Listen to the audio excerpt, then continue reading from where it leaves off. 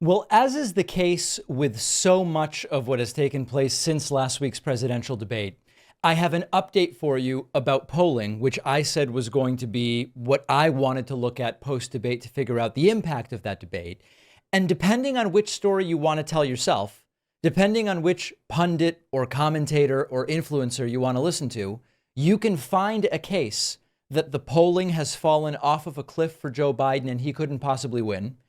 Or you can find and make the case that it's hurt him a little bit, but it does not at all appear as though this ends President Biden's chances at re-election. Let me give you the numbers and then you figure it out. Now, first and foremost, it is accurate to say that Trump's lead nationally has surged 60% since the debate. Where do I get those numbers? Well, the Real Clear Politics polling average going into the debate was a 1.5 percentage point lead for Trump, and it is now a 2.4 percentage point lead for Trump, an increase of 9/10 of a point going from 1.5 to 2.4. That is indeed our arithmetic savants will be able to confirm an increase in the size of the lead of 60%. But what's the counterpoint to that? The counterpoint is quite simple. It's less than a point. The margin of error in the vast majority of the underlying polls is somewhere between 2 and 4 or 3 and 5 percentage points. The fact that this was arguably the worst debate performance in decades, and it has only cost Joe Biden 9/10 of a point, some of which he may recover between now and November. Maybe it's not that bad. And again, a lot of this right now truly is about the story that people want to tell themselves. I think the reality is not particularly cut and dry. Another data point, just so we have it. Going into the debate, we looked at, and I reported to you, that the 538 election forecast had it at 50-50.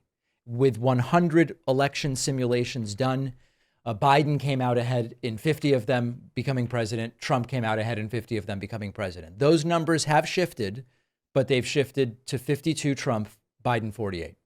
So we went from 50-50, the worst debate performance in decades.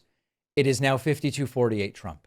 So it really does depend on the story you want to tell yourself. Now, let me mention one other thing, and this, maybe is less positive, which is that there has also been an uptick to Trump's lead in at least some of the critical swing states. So we look at the average in Arizona, you see a little bit of an uptick for Trump from low 48s to high 48s.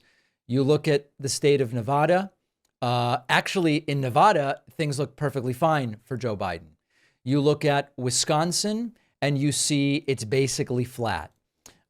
Michigan, you see Trump getting a little bit of a pop, but not much. So if you want to make the most negative possible case for Trump's chances, it's, oh boy, 60% lead extension here for Trump, getting an important boost, modest but important boost in some swing states. If you want to make the opposite case, it's Joe Biden has suffered as much as he's going to suffer from this. He lost 9/10 of a point, and it is all potentially uphill from here. What do I think? I really don't know. I really don't know. And to be perfectly frank, I think we need another week or two of polling to really be able to say more definitively the direction that this is going. So that's where we are as far as the polling goes. What about Trump's sentencing, which we were expecting in about a week?